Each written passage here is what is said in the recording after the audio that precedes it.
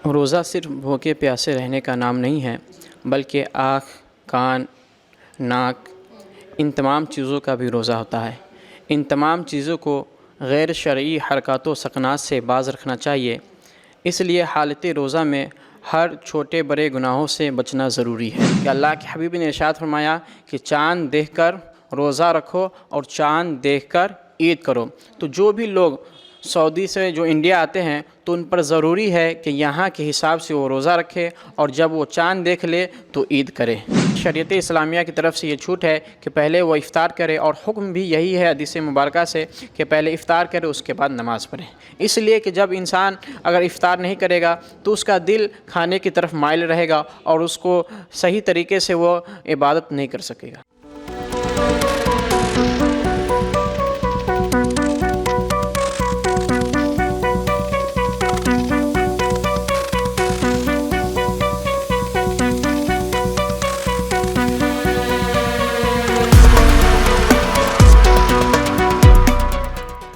नमस्कार, एक बार फिर से मैं निशा श्री फर्स्ट लुक बिहार में आप तमाम दर्शकों का स्वागत करती हूं। और जो हमने आपको वादा किया था कि हम रोज़ रमज़ान के जो इस मुबारक मौके पर आपको रोज़ रमज़ान से जुड़े कुछ बातें आपके सामने लाते रहेंगे, तो उस वादे के मुताबिक आज फिर से हमारे साथ स्टूडियो में उपस्थित हैं मुफ्ती मोहम्मद तौकीर हाशमी मिसबाही, जो कि गौज़ मंजिल मुजफ्फरपुर से जो हैं वो हमारे स्टूडियो में आए हैं। तो आपका एक बार फिर से बहुत बहुत स्वागत। शुक्रिया, थैंक यू। और इन्होंने ही मशवरा दिया कि हम इस जो पूरे एक सीरीज़ बनाना चाहते हैं, इसका नाम हम सिलसिला रमज़ान रखें, और इसमें हम आपको रमज़ान से जुड़ी जो कुछ ख़ास बातें हैं, जो हमारे अंदर कुछ डाउट्स रह जाते हैं, उन सबको आपके सामने क्लियर करें। तो आज जो बातचीत हम इनसे करेंगे उसमें सबसे पहला सवाल यही है कि रोज़े का मतलब आम बोलचाल की भाषा में जो हम और आप समझते हैं वो हमको लगता है कि भूखे प्यासे रहना है, लेकिन क्या रोज़ा सिर्फ इतना ही है कि भूखे प्यासे रह लो? इसका क्या मतलब है, क्या मायने हैं, इसके बारे में बताएंगे। डी फार्मा स्टूडेंट्स अब हो जाइए तैयार, आपके लिए है बहुत अच्छी खबर कि अब केवल डी फार्मा स्टूडेंट्स को ही मिलेगी फार्मासिस्ट की जॉब। तो ये कोर्स करने के लिए आपके पास है दो choices. DPS group of institutions के किसी भी कॉलेज में एडमिशन लेकर के आप घर बैठे कर सकते हैं ऑफलाइन कोर्स, या फिर आप कर सकते हैं ऑनलाइन क्लासेस। और उससे भी अच्छी बात ये है कि डीपीएस ग्रुप के कॉलेजेस जो कि हैं इन 5 शहरों में, रांची, दुमका, देवघर, मुजफ्फरपुर और सीतामढ़ी, इन 5 शहरों के किसी भी कॉलेज में एडमिशन लेकर आप किसी और शहर में बैठ करके ये कोर्स कर सकते हैं। आपको कॉलेज के नाम और डिटेल्स मिल जाएंगे वीडियो स्क्रीन पर, और बाकी किसी जानकारी के लिए दिए गए नंबर पर कॉल करें। तो मुझे कमेंट सेक्शन में बताना ना भूलें कि आखिर आप किस शहर में एडमिशन ले रहे हैं। बिस्मिल्लाहिर्रहमानिर्रहीम। रोज़ा सिर्फ भूखे प्यासे रहने का नाम नहीं है, बल्कि आँख, कान, नाक, इन तमाम चीज़ों का भी रोज़ा होता है। इन तमाम चीज़ों को गैर शरई हरकतों सकनात से बाज़ रखना चाहिए। इसलिए हालत रोज़ा में हर छोटे बड़े गुनाहों से बचना ज़रूरी है। मतलब किसी तरह आपको अपने कान नाक को भी, मतलब कोई आप अपशब्द ना बोलें, बुरी बातें ना सुने, गलत चीज़ों को सूंघें नहीं। जी बिल्कुल, इन सारी चीज़ों का हमें ध्यान रखना चाहिए। इसके बाद एक बात आ जाती है कि रमज़ान के बहुत सारे नाम हैं। जो रमज़ान का महीना होता है उनको हिस्सों में बांटा जाता है, तो अगर उन हिस्सों के नाम के बारे में अगर आप हमारे दर्शकों को। जी, जैसे कि रमज़ान के पहले 10 दिनों को अशरा रहमत कहते हैं, और रमज़ान के दूसरे अशरा को यानी जो 20 दिन होते हैं उनको अशरा मग़फ़िरत कहते हैं, और तीसरा अशरा को अशरा जहन्नम से आज़ादी का अशरा कहा जाता है। अच्छा, मतलब इन तीनों को इस हिस्से में बांटा है कि उस हिसाब से आप जो है वो इबादत करें। जी जी जी। एक सवाल आता है हमारे मन में, क्योंकि हम जानते हैं कि अब पूरी दुनिया जो है वो ग्लोबलाइजेशन के दौर में है। ऐसे में एक जगह से दूसरी जगह चले जाना बड़ी आम सी बात है, लेकिन रमज़ान के दौर में अगर कोई सऊदी में है या ऐसी कंट्री में है जहाँ पे एक दिन का फासला हो जाता है, ऐसे में जो रोज़ेदार हैं जिन्होंने रोज़ा रखना शुरू किया है चाँद देखने के बाद से, एक दिन का फासला कई तरह की जो है वो डाउट्स क्रिएट करता है। ऐसे में वो किन बातों का? जैसा कि मैं समझा हूँ कि आपका ये कहने का मकसद है कि जो लोग सऊदी में चाँद देखे और वो इंडिया में आकर ईद करते हैं, तो क्या वो यहाँ के हिसाब से अपने रोज़ा को मुकम्मल करे या वहाँ के हिसाब से? यानी वो वहाँ के तौर से अगर यहाँ फॉलो करेंगे तो यहाँ 29 रोज़ या 30 रोज़ रोज़ा रखेंगे, लेकिन यहाँ अगर के हिसाब से रखेंगे तो वो 31 रोज़ रोज़ा रखेंगे। तो मैं इसके ताल्लुक़ से अल्लाह तबारक व तआला के हबीब सल्लल्लाहु अलैहि वसल्लम के हदीस मुबारका सुनाऊँगा कि अल्लाह के हबीब ने इरशाद फरमाया कि चाँद देखकर रोज़ा रखो और चाँद देखकर ईद करो।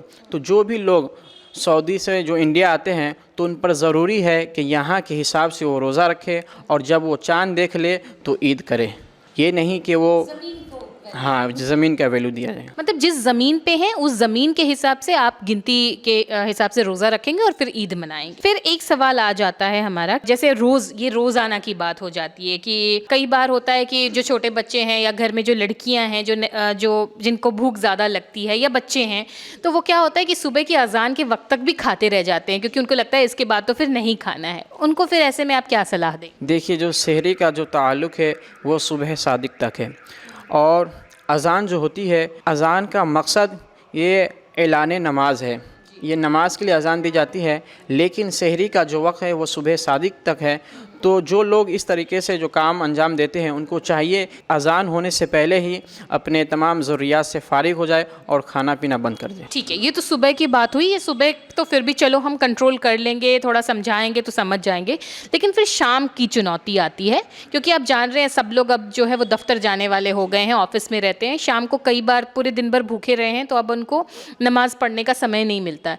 ऐसे में क्या वो पहले वो नमाज को इग्नोर करके इफ्तारी कर लें या फिर पहले कुछ खा लें फिर नमाज पढ़ लें? किन बातों का ध्यान रखें? नहीं, इस बारे में तो यही हुक्म है कि पहले इफ़्तार करें उसके बाद नमाज़ पढ़ें।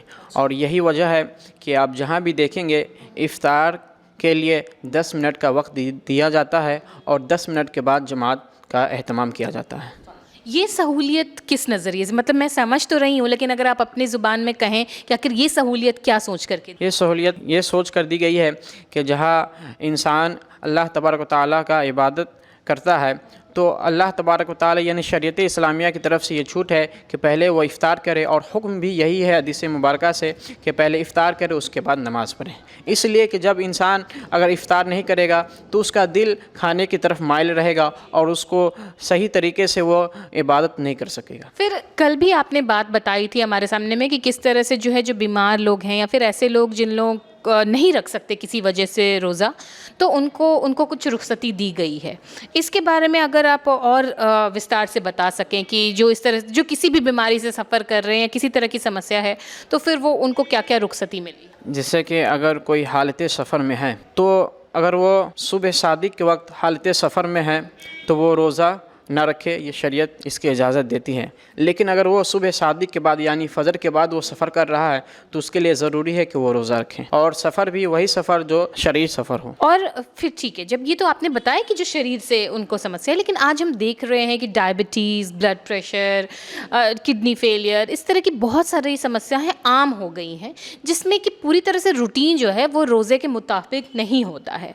उनको कई बार दवाइयाँ खानी होती है, इंजेक्शन लेना होता है, डायबिटीज़ वालों को इंजेक्शन लेना पड़ता है, या फिर कई बार ऐसे केसेस जैसे गर्मी का समय है तो उनको ड्रिप लेने का कंडीशन आ जाता है। इसमें फिर उनको क्या नसीहत दें? देखिए, जहाँ तक इन्हेलर लेने की बात है तो इन्हेलर लेने से रोज़ा टूट जाता है और डायलिसिस वगैरह करवाने से रोज़ा नहीं टूटता है, तो वो डायलिसिस करवा सकते हैं। इसी तरीके से ड्रॉप वगैरह भी ले सकते हैं, ये शरीयत में, इससे रोज़ा में कोई फ़र्क नहीं आएगा। मतलब ड्रिप लेने की छूट है। और इंजेक्शन के बारे में? इंजेक्शन लगवाने से भी रोज़ा नहीं टूटता है, इंजेक्शन लगवा सकते हैं।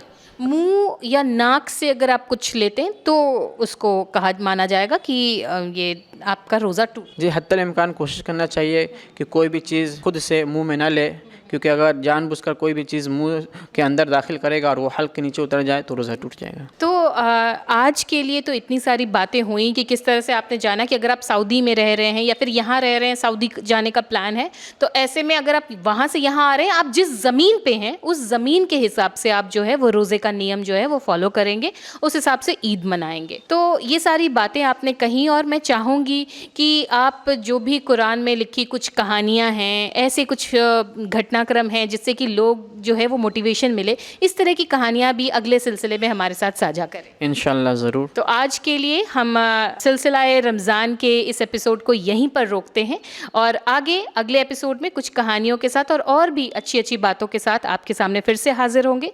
अभी के लिए दीजिए इजाज़त। आप देख रहे थे फर्स्ट लुक बिहार। धन्यवाद।